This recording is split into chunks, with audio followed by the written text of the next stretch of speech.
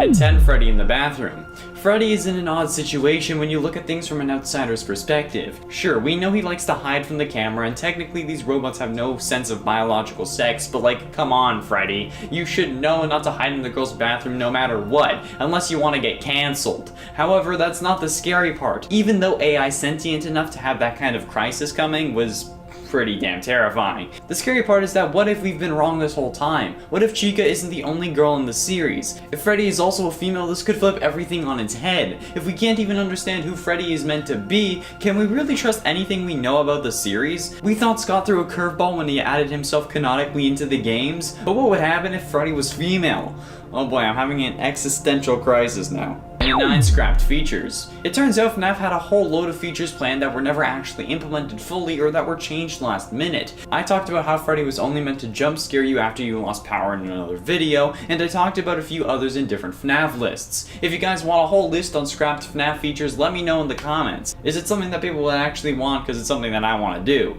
Or is it more so something that I do just to talk about things and change things up, because we're kind of running out of FNAF lists. If you have any ideas, let me know. When I look at these features that I want to keep hidden for the purposes of another list, if you want it at least, I can only imagine how different the game would be if they had added these things like alarms for every hour, or animatronics coming down other hallways. It would have changed the game and potentially made it worse for wear. Number 8, Afton's Flesh. In Five Nights at Freddy's 3, we were introduced to the character known as Springtrap, the golden spring-lock bodysuit with William Afton barely clinging to life inside. He has been poked and prodded more than people who claim to have been abducted by aliens, and while he is still alive, it appears as if he's just been rotting away, or hell, even just gotten his skin torn off when the spring lock's activated, resulting in him getting spiked in multiple places, but still somehow surviving. In some of the scenes/menus we can get in Five Nights 3, we can actually see that this is the case, as we get a close look at Springtrap with his mouth open, revealing the hardly living body of William Afton inside. His skin has been peeled off from the looks of it, or it is at least extremely raw, but no mistake, that is old Willie Afton sitting in that suit. This can be seen regularly and there's no need to really do anything specific to see it, but it does require a keen eye, and I can tell you I never noticed it. I can't even see the ketchup when it's right in front of me, let alone something hidden underneath a golden spring bodysuit. And at 7, golden background. FNAF 3 introduced the mechanic of needing to make repairs. Maybe the ventilation got shut down, or the audio was corrupted, or maybe the camera stopped working. And if any of this happens, the player needs to reboot that system. While you do this, the cameras you see are just static. However, sometimes the static can sometimes show the face of Golden Freddy. Like, dude, I know times are tough having to deal with like 15 missing children at this point, but there's no need to turn into a cam girl. Not that there's anything wrong with that. Oh crap. I'm not getting out of the semi. No matter what, it is indeed possible to see the face of Golden Freddy in the static. It's not clear, it does take some keen observation, but it's quite subtle. But once you see it, you will never be the same. Mostly because you'll have seen it, and that means that you will have changed, because before, you hadn't seen it. Logic. And at 6, the Hidden Skull. Man, FNAF 3 has a lot going for it, doesn't it? The FNAF 3 minigames are honestly the main game of FNAF 3. You gotta play them to get the right combo of numbers to dial into a brick wall, then you gotta click the toy Bonnie on your desk to get the glitch minigames, and then you need to put 5 kids to rest in order to get the good canon ending to the game. However, if you really pay attention during the free roam minigames, if you head to the supply closet, somewhere I don't believe that Shadow Freddy brings you, you can see the same supply room from the first game. However, going off script doesn't help you just to see a nostalgic location. Actually, it can reveal something even more sinister in the form of a child's skull on the shelf in the background. Yeah, in a series all about missing children, we get one of their skulls right behind us as we head up to be dismantled by the purple guy. I mean, I guess we're the dead child in this scenario, because we've already possessed the animatronic. So does that mean that it's our skull, and that's why we don't pay attention to it? Or is it because we were killed, so we know it would be there? Halfway through into number 5, history. Is FNAF history repeating itself? It's an interesting question that we should probably discuss, since it seems like it might be. This idea started when I thought about how both dummy-thick versions of Chica lose their beaks, and it escalated from there. Because it seems like William is taking the lives of his original victims again, well, at least by name. Granted, we don't know Tape Girl's name, and it could be Vanny, and we don't know who our character plays in like, we don't know who our character's name is in FNAF VR, and that could also be Vanny, but technically Vanessa, you know what I mean. Because as Glitch Trap, William has already taken the life of Jeremy, someone we know to be the one who possessed Bonnie based on the FNAF 3 ending, as well as the gravestone screen from FNAF 6. He made Jeremy cut his face off, like how Bonnie at the end of the Pizza Party minigame in the final room is missing his face. We don't know what became of Tape Girl, but she could very well be represented by Chica as well, someone we thought was okay, but then turned out to be incomplete, ergo the missing arm. Not in possession of all her marbles, should I say, as the final tape seems to indicate. It's interesting, and maybe Gregory in Security Breach will end up being the next crime child, but hopefully not Napkin Kid, because Christ, would that be annoying. In it for fake. Much like any YouTube video prank, what if everything in this world is fake? The story, the death, the in-universe minigames, the animatronics and special delivery, help wanted. What if it was all fake and just meant to be a massive marketing stunt that went entirely wrong? Or hell, maybe it went horribly right. If Freddy Fazbear's was dying, much like how Chuck E. Cheese was failing, could it possibly be that Fredbear's was too? And in an effort to keep the business alive, William and Henry created a marketing scheme that would get them some publicity and even bring in some more customers that were fans of horror. I mean, it would explain why William was never convicted and why the investigation was so flawed. They didn't actually check the suits because there was, in reality, no bodies inside them. They never leaked blood or mucus or smelled terrible. Why would anyone go if they did? Or stick around when they saw it, or hell, even smelt it? It also explains how, even through all this horror, they were able to expand, eventually opening an entire mall that they called a Pizzaplex. Oh man, am I onto something here? In a 3 Gotchaverse.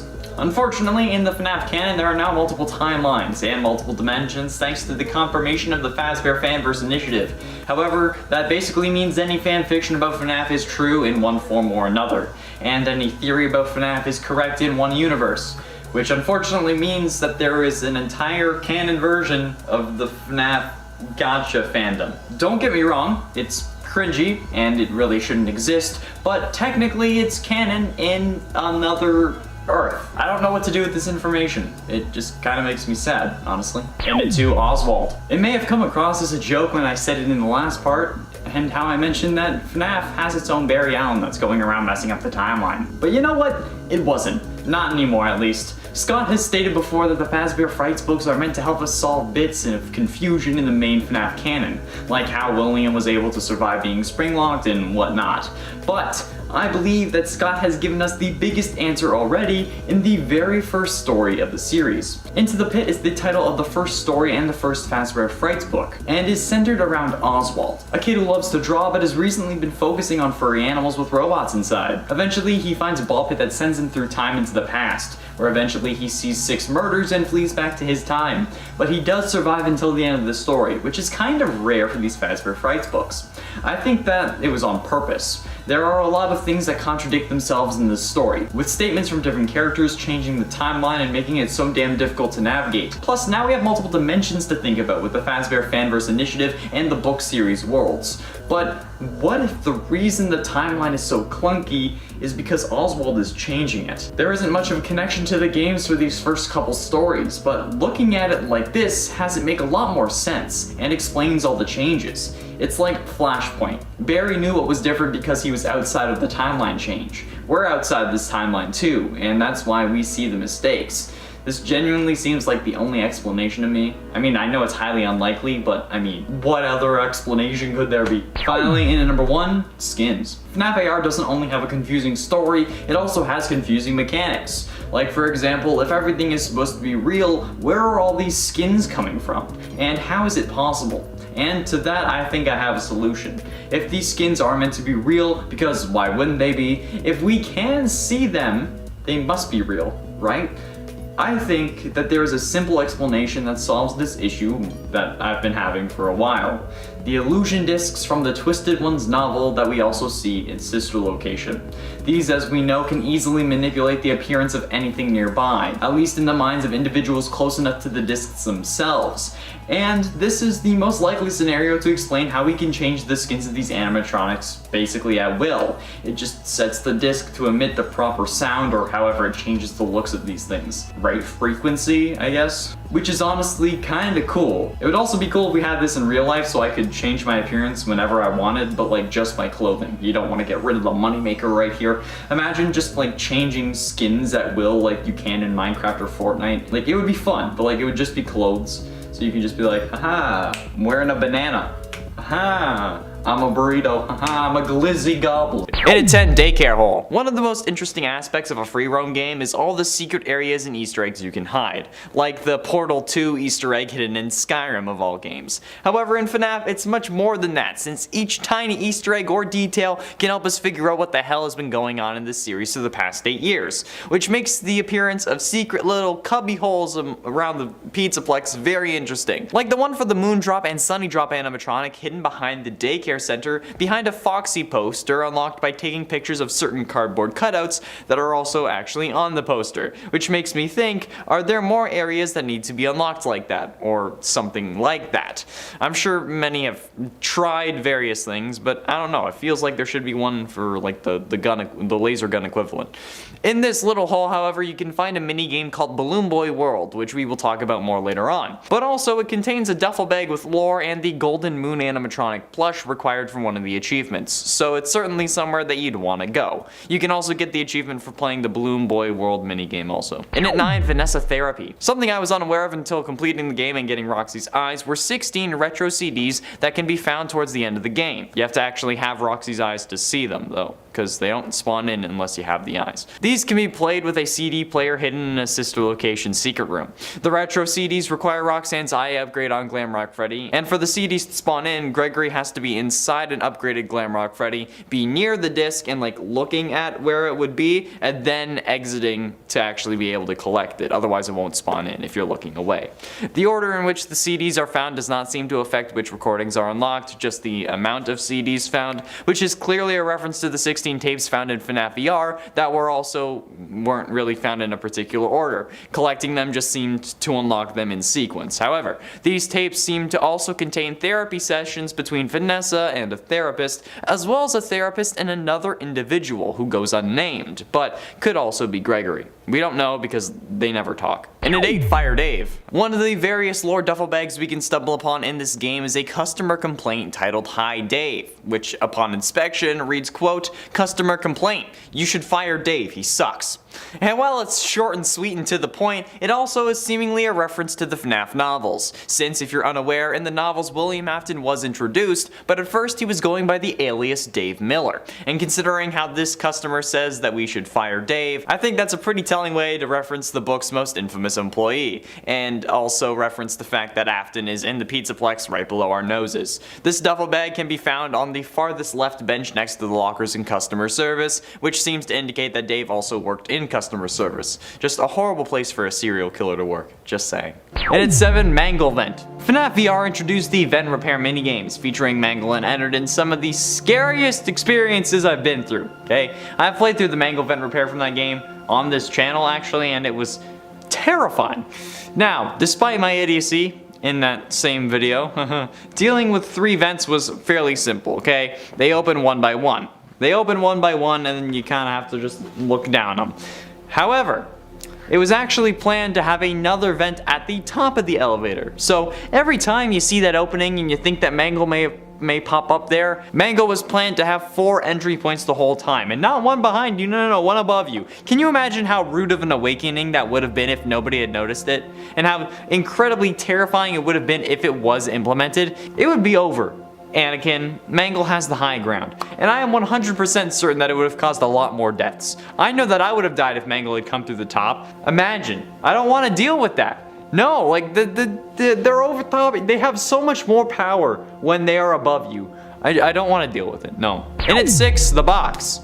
The infamous box that was first released with the ending to FNAF 4, saying some things are best left forgotten for now. But that for now was kind of like a politician's campaign promise. They never really followed through, because we never really found out what was in the box. However, the community seems to think that the contents of the box have changed. Originally, it was believed to have been dream theory, since Scott originally said the community may not accept what was in the box.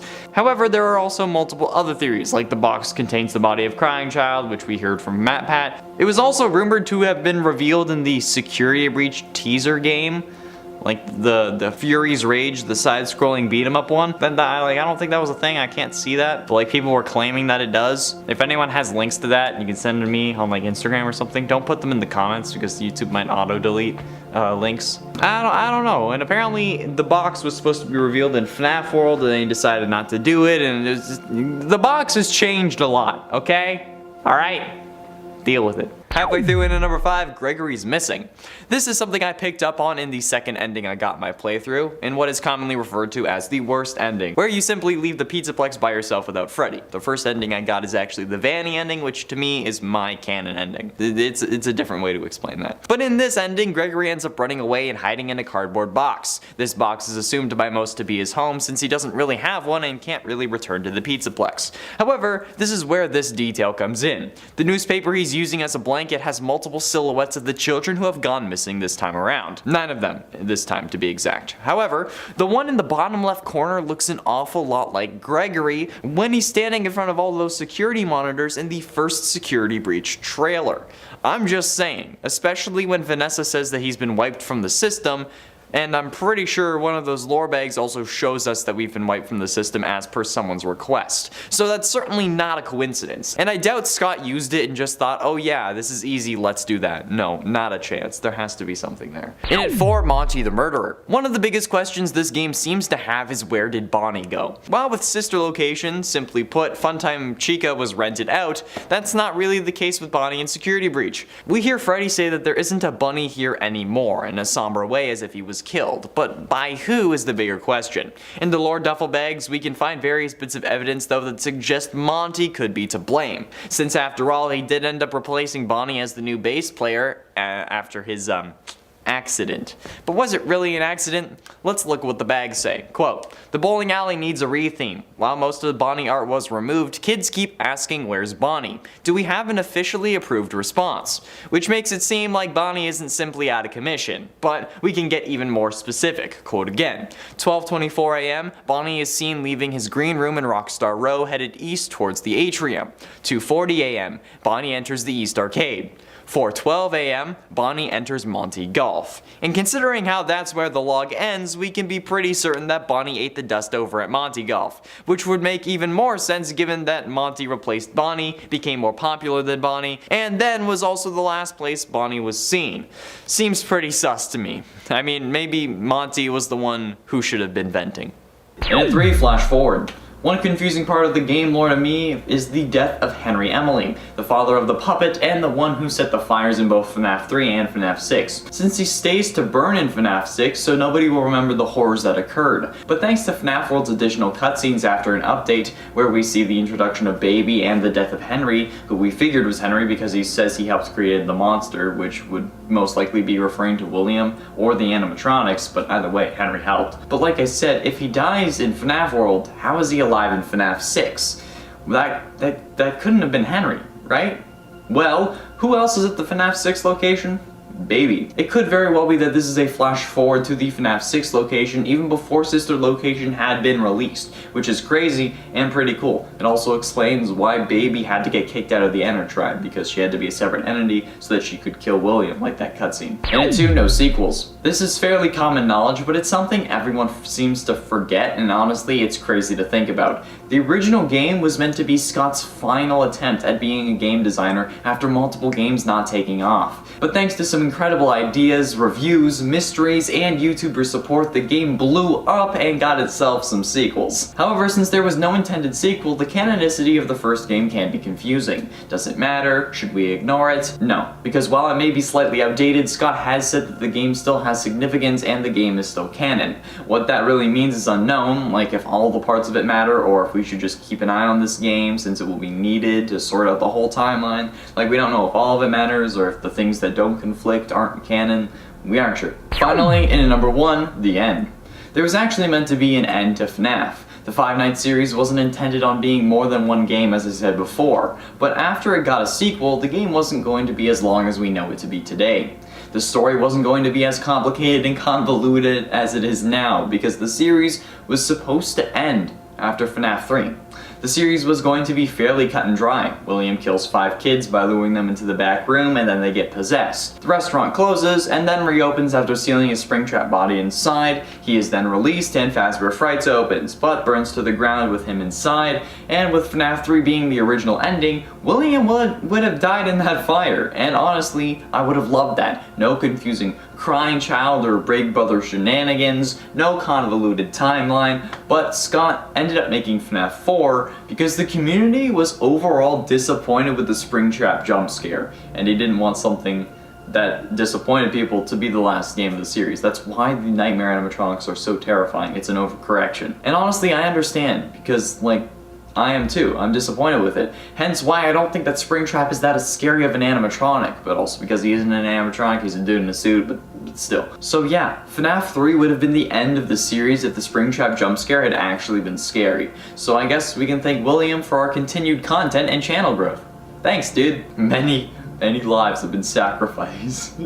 That's also from another interview of his, in case you're wondering. And it said names don't matter. Scott Cawthon is the creator of the FNAF games, so I think that we can take his word for everything in the series. Unless he's trying to troll us at least. And in an interview, I'm pretty certain with Daco, he said that the names he gave the characters don't really matter. There wasn't much thought behind it, especially in the first game. The names of Jeremy, Fritz, and Mike Schmidt don't really matter. Now, whether the names of all the characters don't matter is up for debate, since he, after the first game, wanted to tell a story, so we unfortunately can't throw away or confirm the Mike Schmidt-Michelangelo connection yet. However, if you're currently looking into the meaning of those names, and maybe even names like Gregory or Elizabeth, maybe it's best to hold off on that until it's our only option. I personally don't think that we've presented every possible scenario yet, mostly because other people don't want to hear anything other than what's been generally understood right now. Like what we generally accept as what happened in FNAF, people don't want to hear something else, but hey, that's not my problem. And at 9, the books.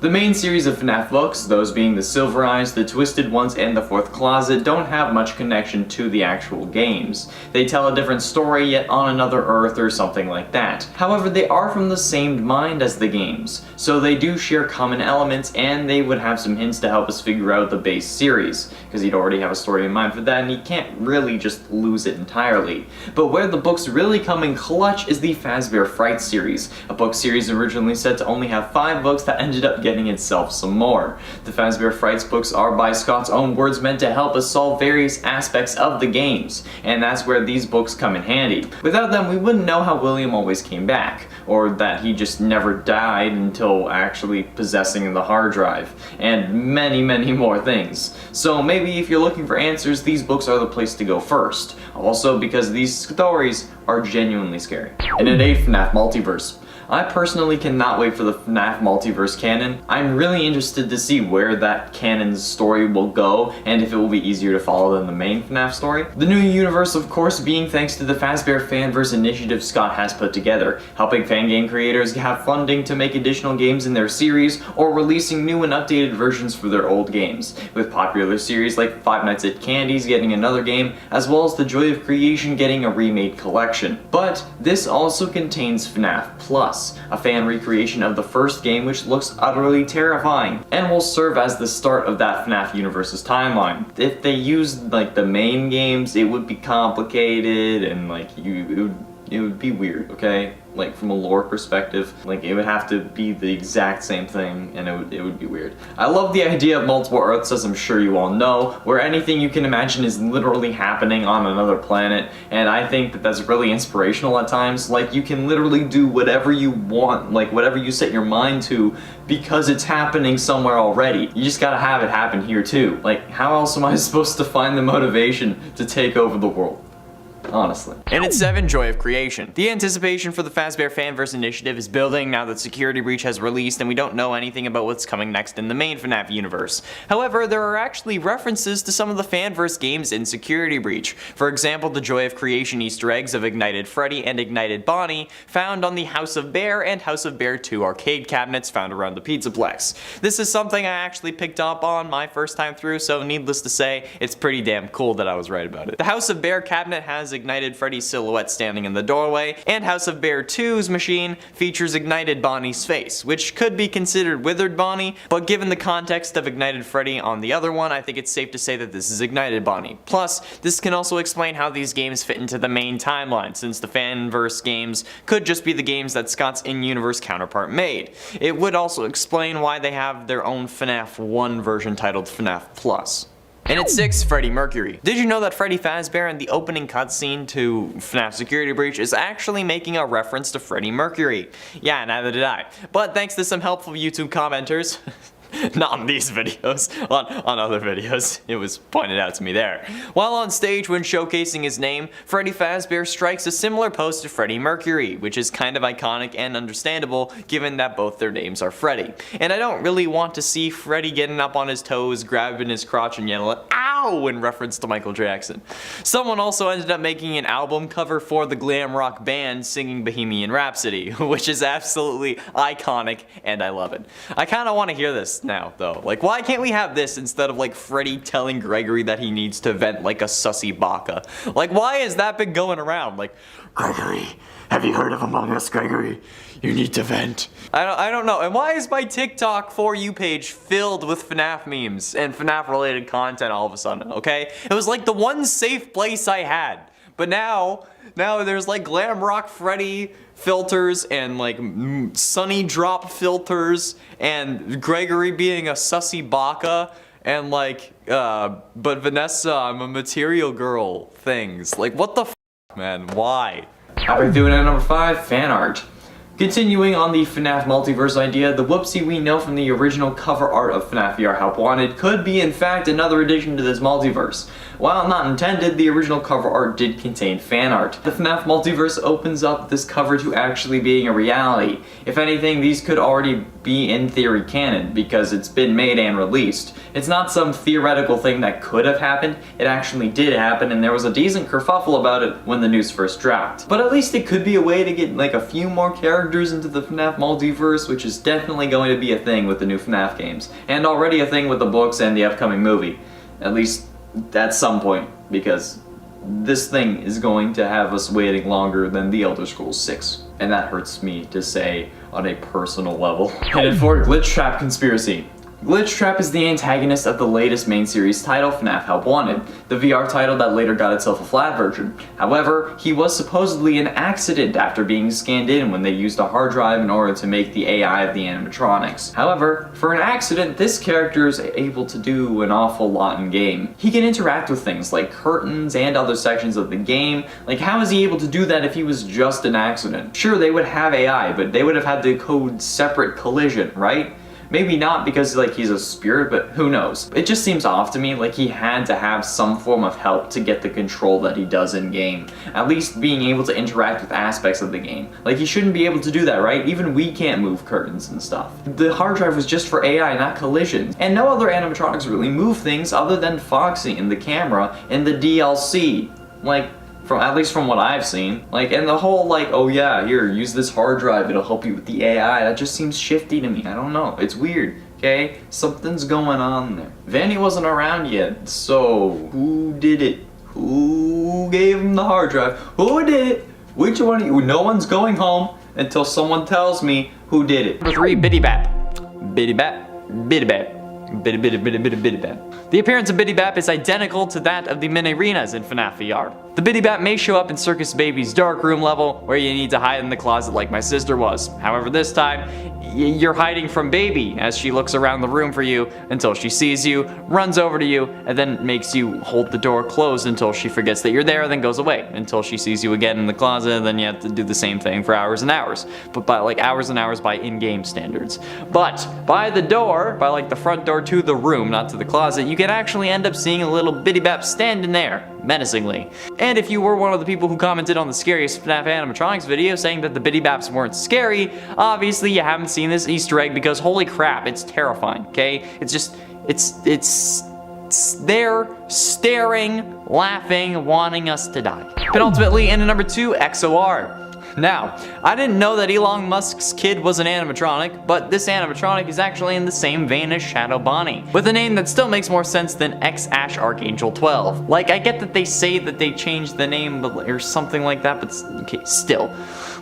What's with celebs naming their kids weird? This animatronic though is referred to as Shadow Dee Dee, which acts in a similar way to Dee Dee in this game. However, their color palette is changed to black, white, and red, and the song she sings goes backwards and is lower pitched. However, this is probably the worst thing that you can get in this game, because instead of summoning one of the extra animatronics, XOR summons all of them. Every single one. Hell, based on the description of the wiki, it may summon every single animatronic in the game. Yeah, that's terrifying. But there's still one animatronic that was honestly a real surprise and the most interesting one on this list.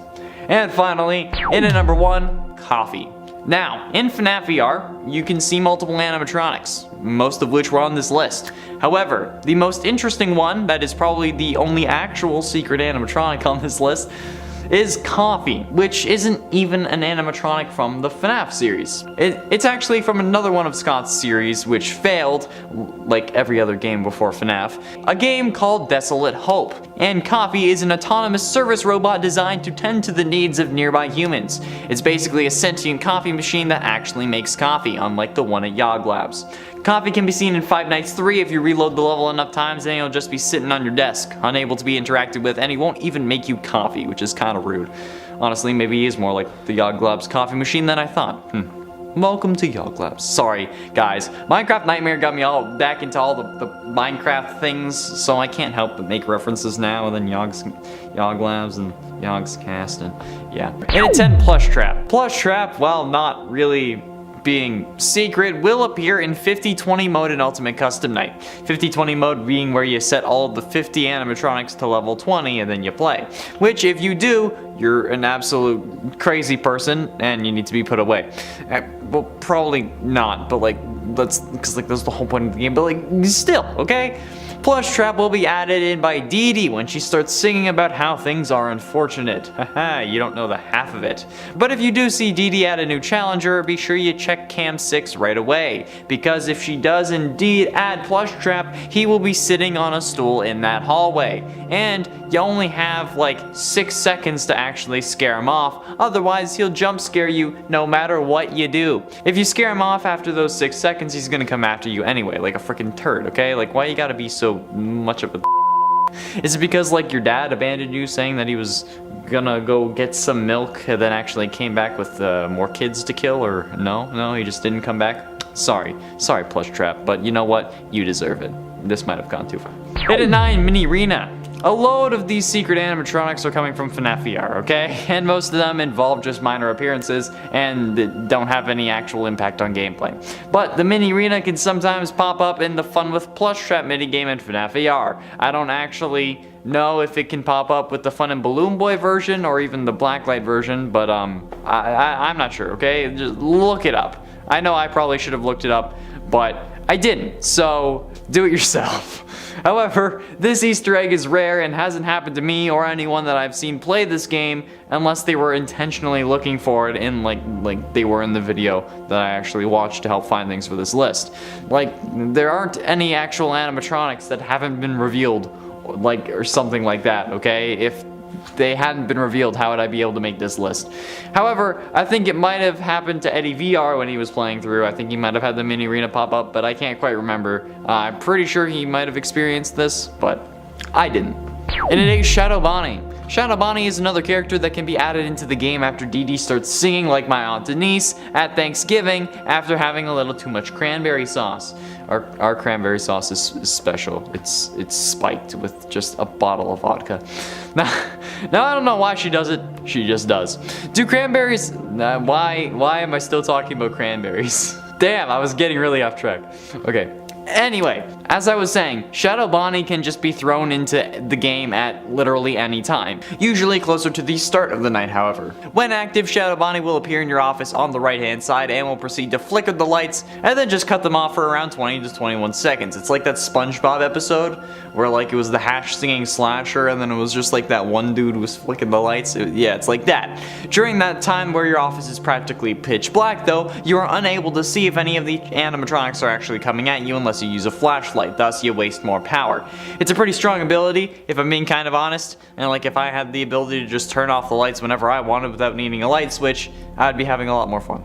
Just imagine all these lights going off at once, and you going like, oh, what the hell? And I just flick them back on. Oh, messing with Chris would be so easy. And at 7, the apple tree. The saying goes the apple doesn't fall far from the tree, and while that isn't always the case, it certainly became the case for Elizabeth in the FNAF series. Elizabeth being the daughter of the purple guy we all know and some of us love a little too much. You know, William Afton. Elizabeth, however, gets scooped on the first day of Circus Baby's Pizza World being open and gets the place shut down after a single day. She ends up possessing the animatronic in a story we all know too well, but she goes a little crazy while being an animatronic, willing to kill you in sister location when the power goes out, and then, you know, killing Henry in FNAF World, which is kind of poetic in a way. Like father, like daughter in this case. William took Henry's daughter's life, and William's daughter took Henry's life, which is weirdly beautiful but also horrible. And this girl is out there chopping heads off, and she like wasn't even old enough to make a Club Penguin account. Yikes. And at 6, stuck in the middle. And to those of you who may be confused as to why it would have been Elizabeth killing Henry even though she was possessing Baby at the time of his death, Elizabeth is still inside Baby. We can see it much like how we can see the body of someone else in Funtime Freddy's wireframe and the blueprints in FNAF 6. There is actually a body of a kid stuck inside Baby as well. And I don't know about you, but I don't think that William would have taken his daughter's body out of Baby since she had, you know, possessed the animatronic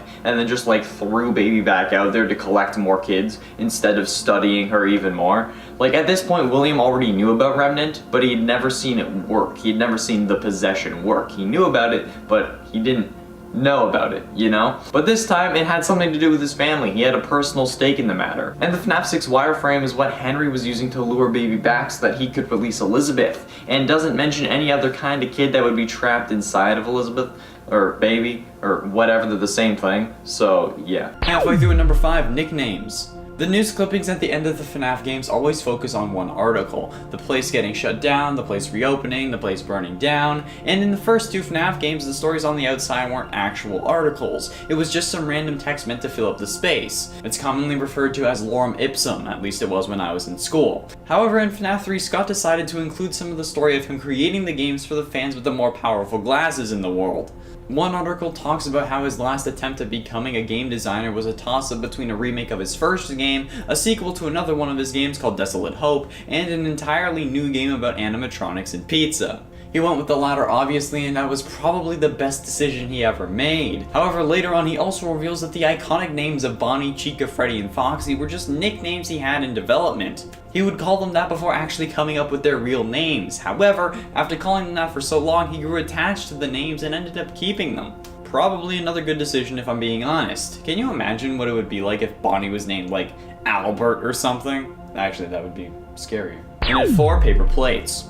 Let's take a break from FNAF 3. In FNAF 2, on one of the cams, you can see 3 paper plate crafts that resemble the 3 main animatronics. Sometimes though, they can take on a mind of their own. At least the Bonnie one does. It can sometimes not appear on the camera view and then just later appear in your office. How did it get there? Who placed it there? Was it an animatronic? If it was, why didn't they attack us? Was it a phantom animatronic? Can they even do that? Is this plate animatronic possessed? Was a kid stuffed into the paper plate bag? Like, I know this is a horror game, but like, come on! Nobody else is working there at that time, and so how the hell did this thing move? Oh, and also it could have happened in FNAF 3 too.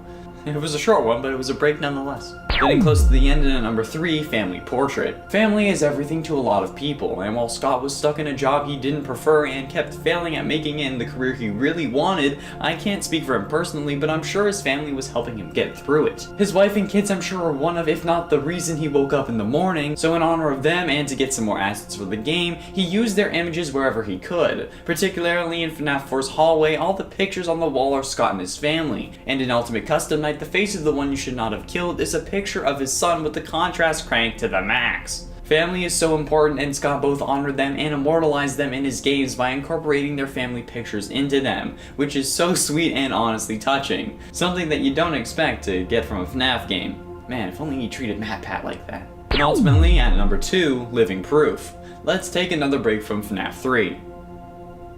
Okay, that's enough. In FNAF 3's minigames, we see the story of how Springtrap came to be. We see Afton dismantle the animatronics and then unintentionally release the spirits of the dead children, who then come to spook him or get an apology. I don't know what the ghosts of 5 dead kids are gonna do aside from keep you in hell for all eternity until you escape by mind melding with VR video game testers. Anyway, as we see from the game, Afton gets scared by the spirits and then runs into a spring bodysuit to feel more powerful, probably hoping it would scare them because it was this character that killed them in the first place. However, thanks to the water dripping in from the outside, coupled with Afton's haste, he ends up getting snapped by spring locks and collapses. I've seen many comments over the months we've been talking about FNAF where people say that this is where Afton died. This honestly has never sat well with me. I always believed he was alive in the suit, and now I know why. In this scene, we never see him stop moving. Sure, he could have died and possessed Springtrap like some have suggested, but if that was the case, he would have stopped moving. He also wouldn't have eyes that are full of life like he does in the Springtrap suit, since, as I said before, we can see his flesh inside and those eyes are clearly his.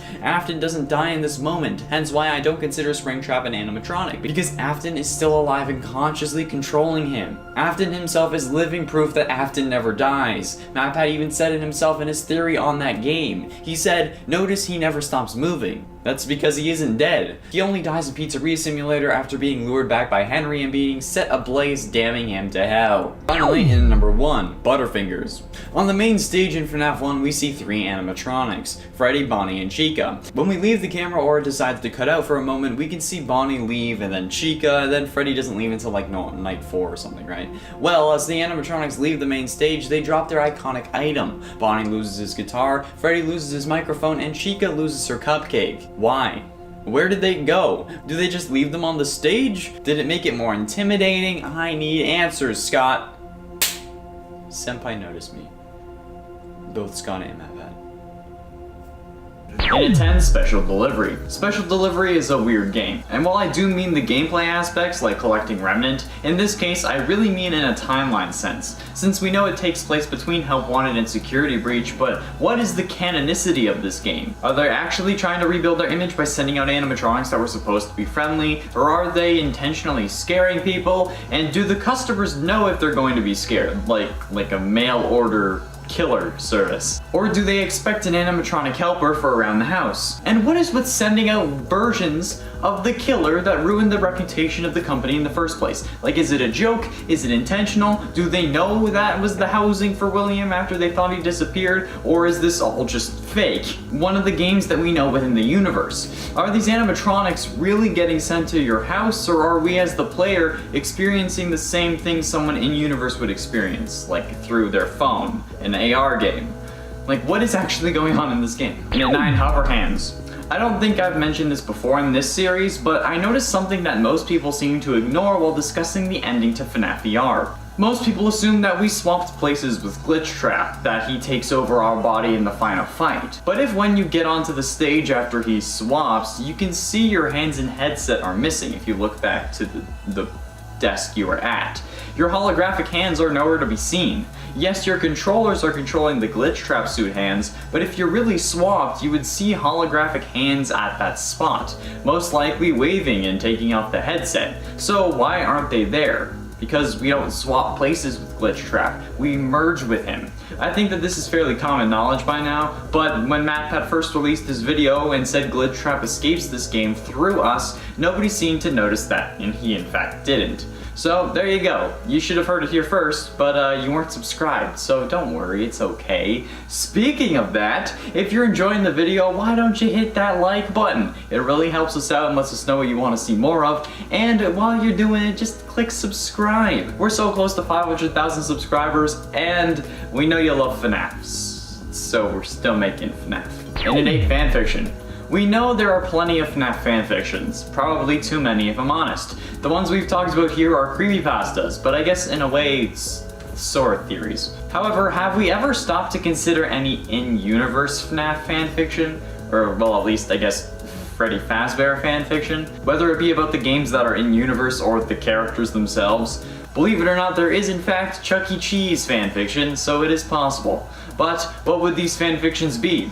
What about this Silver Eyes or Fazbear Frights? The novel isn't fully connected to the games, only sharing some similar aspects and characters, right? That's what fanfiction is. And Scott wasn't the only one who wrote these books. He had help. The Silver Eyes was also written by Kiara Breed Risley as well. Hopefully I didn't butcher your name. If I did, I apologize. And Fazbear Frights had help from Ellie Cooper and Andrea Wagner. So technically, since they're not Scott Cawthon, it's just fanfiction that is considered canon. Huh. Gives you a lot to think about, huh? So go ahead, write your fan fiction. Just make sure that it isn't nasty. And don't ship dead kids with their killer or their dead sibling, okay? I can't believe that that's a thing. And it's 7 Glamrock Chica. While YouTuber Daka was doing a live stream for charity, when they would hit certain donation goals, they would unlock a new security breach teaser. One of the final ones was a picture of Glamrock Chica smashed in an alley or a junk lot of some kind, which first of all is very reminiscent of the scrapped animatronics from FNAF 6, but ignore that. There is one distinct detail that everyone noticed, but nobody seemed to really question further than why. And that detail being Chica is missing her beak. But not only did the same thing happen to Toy Chica in FNAF 2, but they also share the same body shape. Originally, Toy Chica lost her beak to make her scarier, and somehow Scott made it seem like it had bigger implications in the livestream from MatPat during the FNAF 4 days. Maybe it's because this was coming, or he wanted to make it seem bigger than it was. Or maybe Dream Theory was right for a time, but it isn't anymore. I don't know, I just figured it was an interesting detail that we should keep an eye on. Maybe how she loses her beak will be a big help in solving earlier problems. Or maybe there's something else in this image that I'm missing. I don't know. And at 6, Symmetry. FNAF VR has some interesting story elements that I'd like to point out to you. This was the basis for a personal theory I had a long time ago where I thought that in FNAF VR, we played as a man named Gabriel who was playtesting the game, since at the end we ended up getting stuffed into Freddy. However, there were other details that drove me to this conclusion, like for example, the fact that Glitch Trap causes Jeremy, a name that we know all too well in this series, to cut his face off, and then Bonnie shows up in the final room in the Pizza Party minigame, missing his face. And that Chica starts off without her arm in the Parts and Service minigame and shows up without the same arm in the final room as well. However, symmetry like this is everywhere in the FNAF series as a whole and not just in this game. Like how William would stuff his victims into the suits and then got stuck in one himself, etc. It's interesting and something I'm sure we'll see more of, so keep your eye out. Halfway through into number 5, Purple Guy. The FNAF community was up in arms over the true Purple Guy debate after the release of Sister Location and the discovery of the ending. In this ending, we have an end cutscene of Michael walking around after being scooped by Ennard, but then also turning more and more purple as he walked down the street after multiple days, making us question if he was really the infamous Purple Guy. He isn't, since the Purple Guy isn't physically purple, but this begs the question, why was Michael purple? Most assume that he was in fact a decaying corpse that smells bad, hence the reason for being fired in the original games, but that never made sense to me, since in every form of media, decaying or decayed bodies that aren't supposed to look realistic are shown as green and not purple, because like that would make more sense, at least in my brain it does. However, do you know what is purple? Bruises. We know he isn't dead, so why would his body be rotting? Because it's not. It's being battered from the inside, causing extreme bruising, hence why everyone is scared. They don't understand why this dude is like literally purple, and it's because of all the bruises. And at 4, why Henry? In the original FNAF novel series, to my knowledge, the characters of William and Henry are introduced as business partners. William is the businessman who handles the financial and actual business side of the company, while Henry is the creative one who really works on the animatronics. This could be wrong, but this is how I've been explained and understand their roles. And the characters in the games at least have a similar role layout, with Henry making loads of new animatronics for FNAF 6. But we also know that William was the one who modified the animatronics, or corrupted them, see, full circle, and was the one who built the Sister Location animatronics and had a robot business called Afton Robotics. So my thought is, if William was already capable of creating these things and this entire company from scratch, since we know that Circus Baby's Pizza World opened after Freddy's, why did William involve Henry at all? Like, wouldn't it just be a liability? Having someone work so closely with the things you intend on using to kill with? Like, it seems stupid to me. Some say that a criminal career starts with too much caution or too much arrogance, but to me, this doesn't seem like either. Maybe too much arrogance, but he had already started killing at this point, so like, what the hell, dude?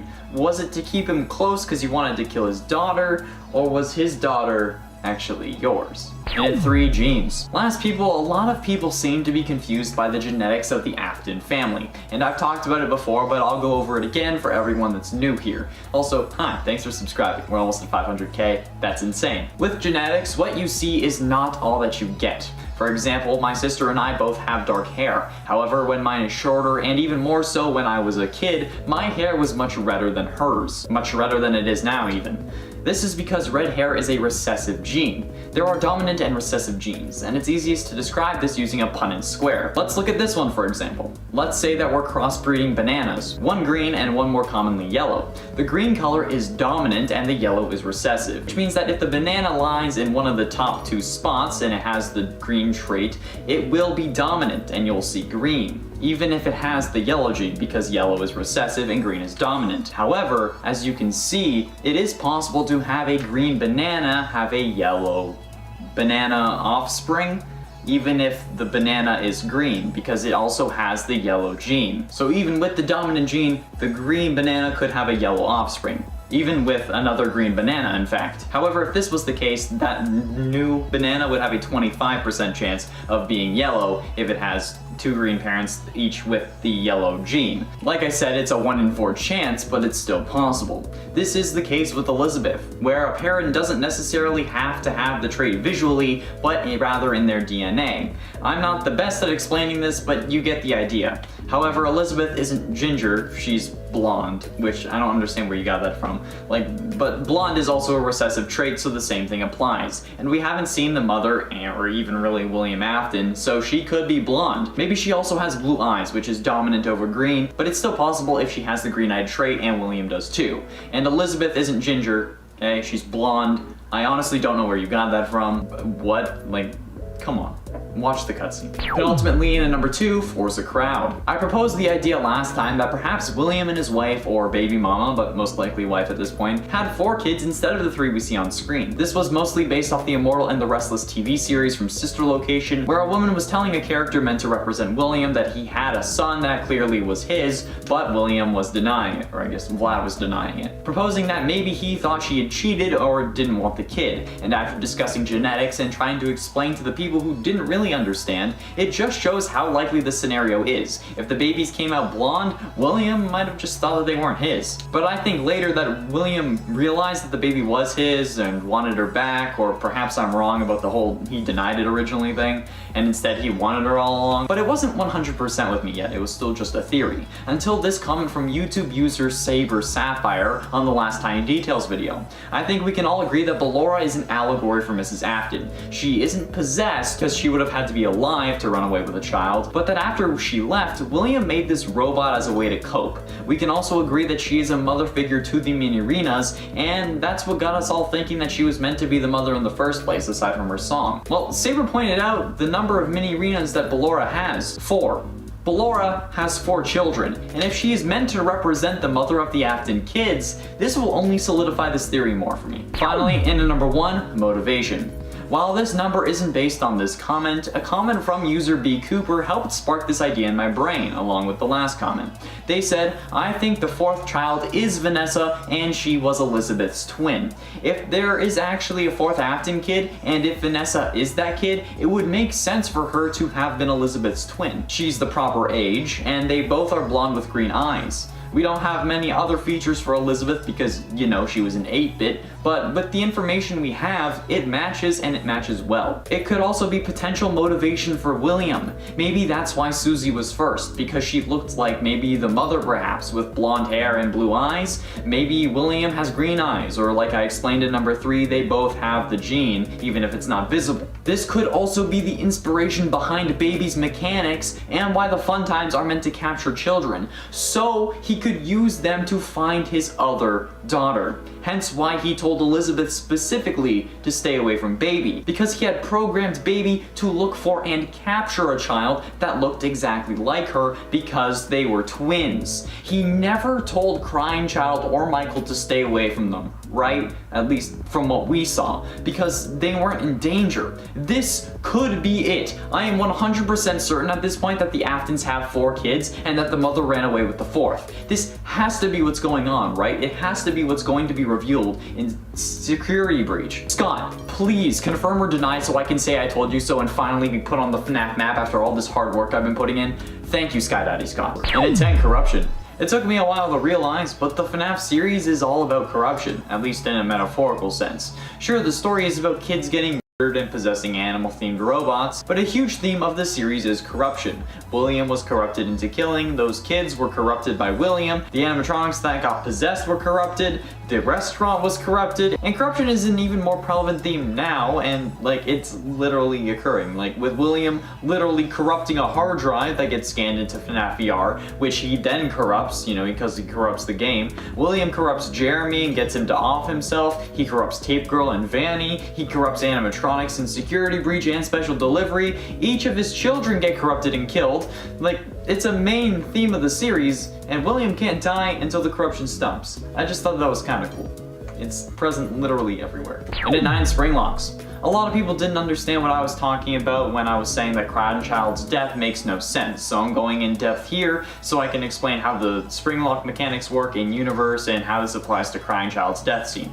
The term spring lock in and of itself is kind of confusing, since it can be used to refer to multiple things. A spring lock can talk about an animatronic that can switch between suit and robot modes, like Golden Bonnie that William uses to kill the original 5, and the Golden Freddy we see in FNAF 4's cutscenes. We know it can be a suit because we see William putting someone into it in one of the mini-games in the back room. And spring lock is also a term for the mechanism used to hold back robotic parts in those specific suits so a person can fit inside. We know these can fail when exposed to water, since this is how William got stuck in the Springtrap suit in FNAF 3's minigames. So most people assume that Crying Child's tears loosen the locks of the mouth and that's why he gets chomped. But that was already in animatronic mode, so the spring locks weren't active. And they couldn't fail because they aren't in use. And there wouldn't need to be any in the mouth to begin with, only the pistons used to move the jaw up and down since no human body part is in the mouth. And if we're wrong and this is just an animatronic without suit capabilities, there would be no spring locks in the suit at all. Now a human skull would require 1900 newtons of force to be crushed, something way beyond what should be used for an animatronic. And even to fracture it, it would require around 1100 newtons, something that would require a piston that uses its own air compressor, and you would need multiple of them, since that's something we don't see on stage with Freddy, and it would be something that would be impossible to fit inside of him, because like air compressors are huge even with our current technology. That's why Crying Child's death scene is impossible. There is no physical way the animatronic could have crushed his skull, unless there's something going on that we don't know about, which is entirely possible, but highly unlikely. And at 8, paper shadows. Shout out to YouTube user XXShadowFredbearXX-0- for pointing this one out to me, because it actually is really interesting and it's a detail I never noticed. If you have a small detail that I have yet to cover, please let me know in the comments. The comments are really helping me get through these videos, especially this one. So go shoot your shot, and if you do, you might just get a shout out if I use your point. Anyway, Shadow Fredbear pointed out that the Paper Pals, characters I talked about in the previous part, who could seemingly move around at will, are the characters that have shadow counterparts. I described the Paper Pals as Bonnie, Freddy, and a humanoid that could possibly be Balloon Boy. However, the human-like character who has a shadow counterpart is Dee Dee, someone based off the looks of Balloon Boy. The other animatronics, Bonnie and Freddy, each have shadow versions as well that were introduced in FNAF 2. What could this mean exactly? Unknown. I need to kind of work on it. This is something very interesting and I'd like to get to the bottom of it. And it's 7, time travel.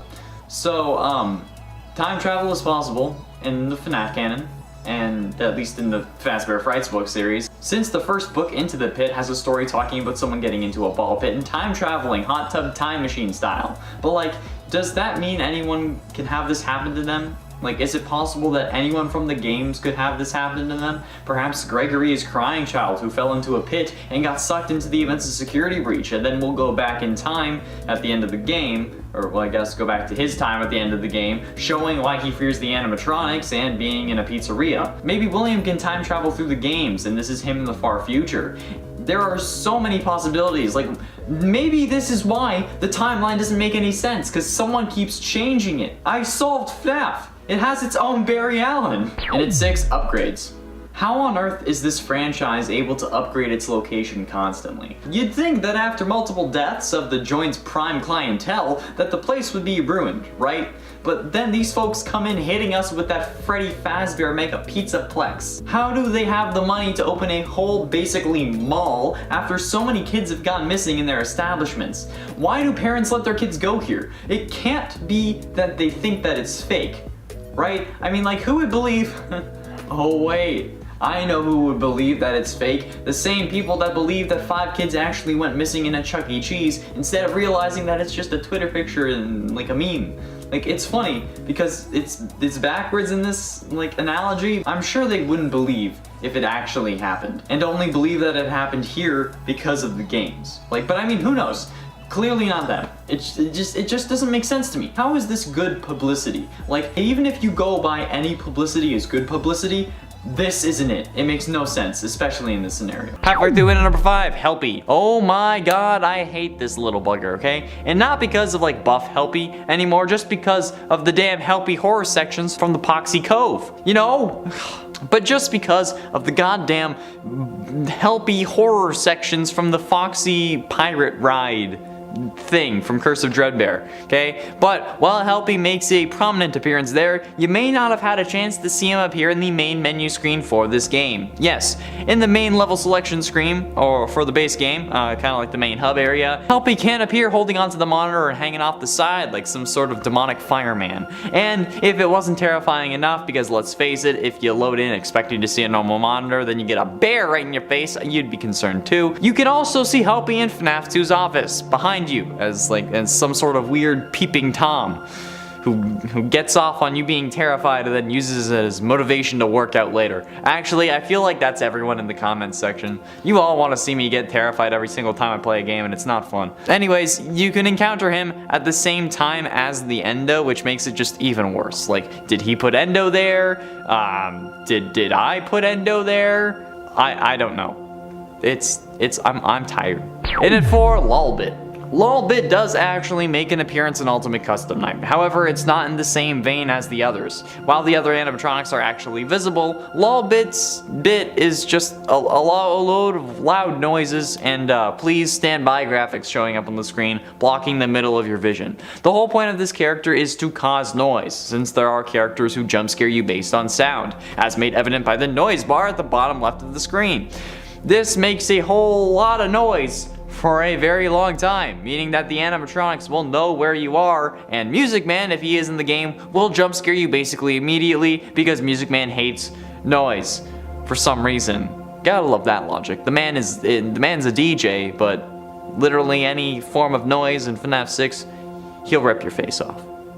Getting close to the end in number 3, cameras. The beta for FNAF was full of unused or cut features. Some of these were interesting, like the original camera map. While now we see boxes that indicate the rooms where the cameras are located and then lines leading to the other rooms and the hallways and such. Originally, we actually saw the entire layout at once, and we could actually see the directions that the cameras were facing, showing us what we'd really be looking at. I can see how this would be useful, but since the game plays more like a slideshow in a way, instead of the animatronics free roaming, we didn't really need all that information. And the design that we know and love today really kept it simple and accessible, and that's all we really needed. They'll end up in one position on that camera, then they'll be in another, and then like knowing the direction of the camera in this case doesn't really matter. It would have been interesting for sure, and like maybe you could have included that in Security Breach, because that would have been useful. You should have included this in Security Breach. What the hell? I'm mad about this.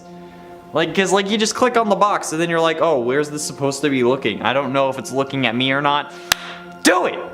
Fix it! Penultimately into number 2, co-op mode. Believe it or not, FNAF was actually going to include a multiplayer mode, Well, at least in Help Wanted.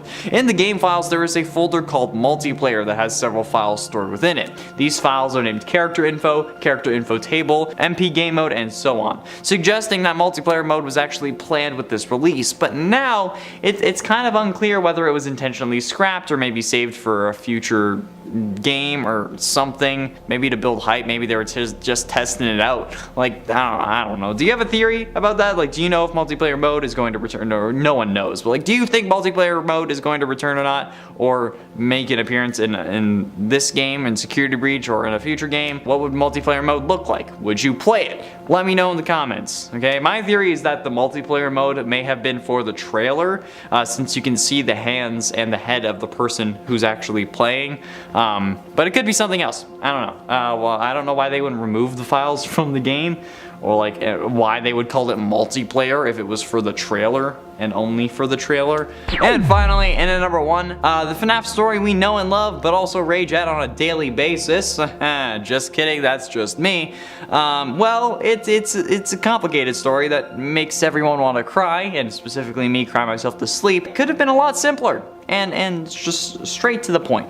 3 games, 1 story. Yes, that's right. In case you missed it in previous videos, the FNAF story was only actually meant to be 3 games long, with William dying in FNAF 3's fire. However, the community thought that the Springtrap jump scare was disappointing, so Scott overcorrected in FNAF 4 with the nightmares. But then we got more confused, so we had to continue. The story could have been 3 games long, okay? Maybe even no book series, no movie, no Fazbear Frights books. Yeah, like how insane is that? That's stupid. This is a 9-game long story that could have been a third of its length. God damn it. This makes me rethink my whole life. Like, is this really what this channel should be covering? Like, I like talking about Skyrim. I love Skyrim. Why can't I talk about Skyrim? Because you don't click on anything that's not FNAF.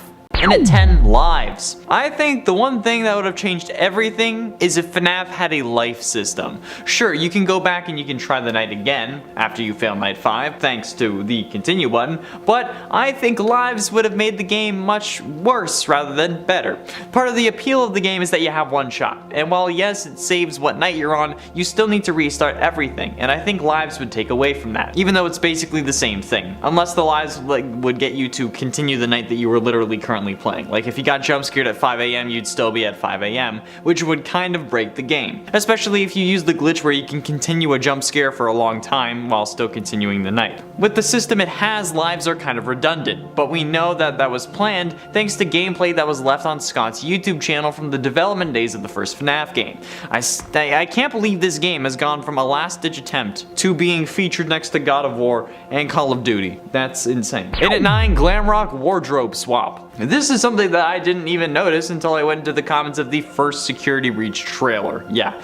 In summer of 2020, Funko leaked the designs of the action figures for Security Breach, thus leaking the designs of the animatronics. People were pissed about this, obviously, since Scott had specifically told Funko not to release anything, or at least I think we figured as much. Like, I don't know if he made a post about it or something like that, but like, Funko leaks things a lot. Anyway, the designs of the characters from the actual game are different to those that the action figures had. The designs are different, okay? This is most notable on Roxanne's clothing, where Scott moved the black star shapes, and on Monty's guitar, where he removed or moved the black stripes to be smaller or something like that.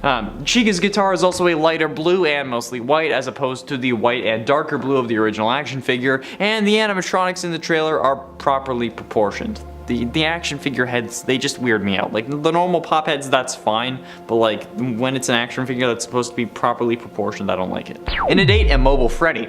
The original FNAF that Scott had in mind is not at all like the one we know today. Well, it is in the sense of this is what he wanted to make, but so many ideas and mechanics were added and changed that while we know FNAF is a point and click that gets progressively harder, adding more animatronics later on in the playthrough, that wasn't what Scott had planned from the beginning. In a statement on Reddit, Scott revealed that he originally had plans to make Freddy only jump scare you if you run out of power, and that he never wanted him to leave the main stage. Eventually this changed and will probably never really really know why.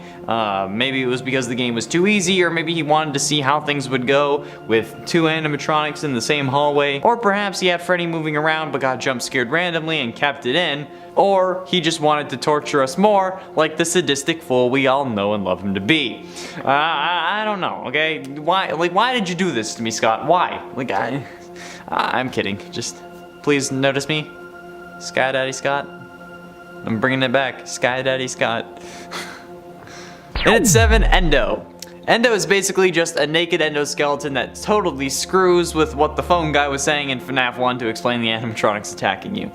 He said it's because when they look at you, you look like a naked endoskeleton, but then there's ones just standing in your office in FNAF 2 and FNAF VR, and they totally ignore it. This one is similar to the mini arena. You just keep restarting the level and eventually you'll find an endo standing to the right of your desk, okay? This can happen in both blacklight mode and regular mode on any night. And I know that the explanation for why they're attacking you is because you play as Michael and all that jazz, and they don't actually think that you're an endoskeleton, okay? But I don't like logical inconsistencies.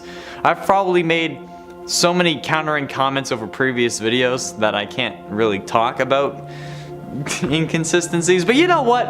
I don't care. No one's trying to piece together the lore of my life, so that's fine. Inconsistencies in these games though, when I'm literally doing it as a job, that's a problem. Halfway through, nope, not halfway through, and it's 6, Nightmare Chica. Nightmare Chica is one of the most terrifying secret animatronics in any of the games. Again, summoned by Dee Dee after she sings her song, Nightmare Chica will appear behind you and is actually capable of jump scaring you. You'll know if Chica is behind you because all of a sudden, you'll see teeth. Yes, if Nightmare Chica is summoned, you will literally see her start to close her mouth around you. To fight this off, you either need to turn off the air conditioning or the heat in an effort to make her go away, but once you do that, she's done for the night. I don't know if Dee Dee can pop back up again and summon her again, but if she can't, then you won't have to deal with it again. But if Chica closes her mouth around your head, she will jump scare you, end the night, and let's be honest, probably claw your face off, then use it as pepperoni. Although, if I'm being totally frank, if she's closed her mouth around my face, aren't I already dead? Halfway through into number 5, Blacklight mode. You may not have seen the Blacklight animatronics if you aren't paying attention to the merch, but if you did pay attention to the merch, you would have seen them, okay? They released Blacklight plushies and pop figures a long time ago without any real explanation. Well, as it turns out, these alternate colored animatronics are actually for Help Wanted's Blacklight mode, or hard mode, whatever you want to call it. You don't actually get to see them unless you boundary break, since the animatronics are hidden behind the curtains that don't open in Blacklight mode, but they are still there. They also appear in the parts and service repair games, but since the room's so dark, you can't actually tell that they're blacklight. Although technically, if you think about it, they're kind of scrapped, but they are in the game, even if you can't see them. It depends on how you want to take changed, okay? Because technically they were scrapped, but technically they're also still included, but you can't tell that they were included. I don't know. You know what? It's my list. I can do whatever I want, okay? The Blacklight animatronics were a change. That's it, okay? But you know what I want to change? I want a Glitch and Glitch Trap pop figure, okay? That's what needs to change. That's not a thing. They need to make it a thing. Also make a Vanny pop figure, please. Like a dummy thick one, specifically. Thank you. And at 4, Rogue Mechanics. If you're an avid fan of this channel or of Ultimate Custom Night, you may already know about this detail, but in fact, the mechanics of a few characters have actually changed after just one day. Nightmare Freddy, Phone Guy, and Foxy were all implemented on April 1st of their specific year, with their behaviors based on incorrect theories, basically using that to disprove them in that moment and then torturing us and William with them. Phone Guy couldn't talk while Springtrap was on the move because, you know, he can't be in 2 places at once because Phone Guy's supposed to be William, yeah. Nightmare Freddy, when jump scaring you, would actually wake you up for a nightmare for a bit and then you'd fall back to sleep and go back into the game to finally show us that dream theory is wrong. And Foxy would come help you out by blocking a doorway because people thought that Foxy was a good guy. Those are neat ways of disproving theories, but like, really, Scott? You had to use the whole Foxy as a good guy theory and not something more impactful? Like, it's kind of a troll if you ask me. The next day, however, the mechanics were switched to what they are now. And at 3, pizza rumors. Again found in one of the lore duffel bags, we get quite an interesting parallel between Fazbear Entertainment and Chuck E. Cheese. Found in a party room outside the Moondrop Daycare, we can find, quote, recycled pizza?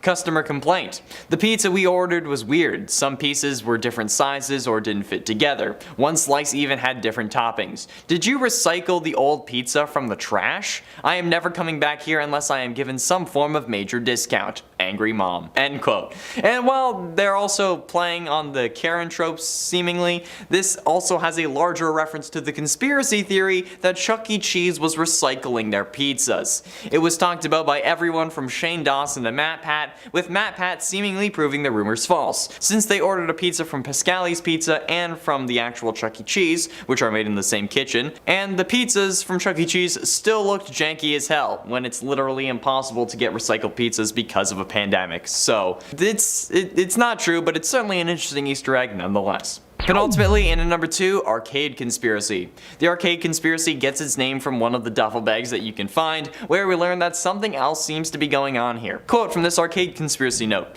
exit interview. They are working together, the arcades. They are hiding something, the glitches. Glitch them all at the same time, then the princess will recognize me. She's testing me. I am not yet worthy. The others are protecting it. Let me stay. I'm so close. Just one more night, please. I can save the princess.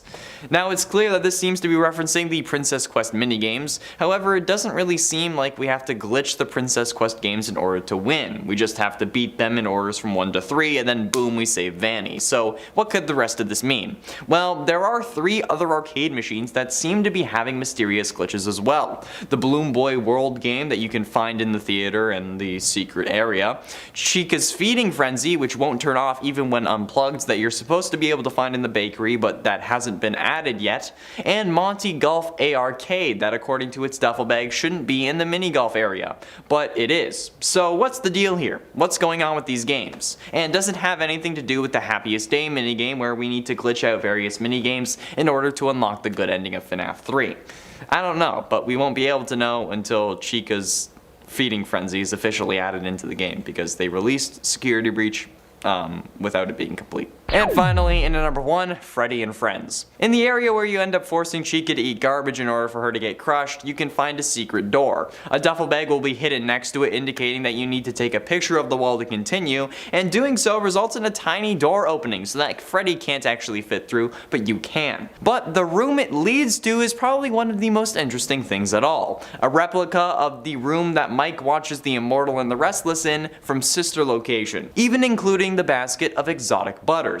If that wasn't bad enough, you can also see the Freddy and Friends cartoon on the TV, which explains why Steel Wool was posting them to begin with if they never intended on fully releasing the release date with them, since the security code on the wall was meant to be solved using these cartoons, which is why it's playing on the TV, so you associate that code with Freddy and Friends. But needless to say, it's certainly an interesting and pretty damn cool Easter egg, although it opens up a whole other can of worms if that's the case, since, you know, Glitch Trap was found in the final episode of that, and now this series exists in the FNAF world.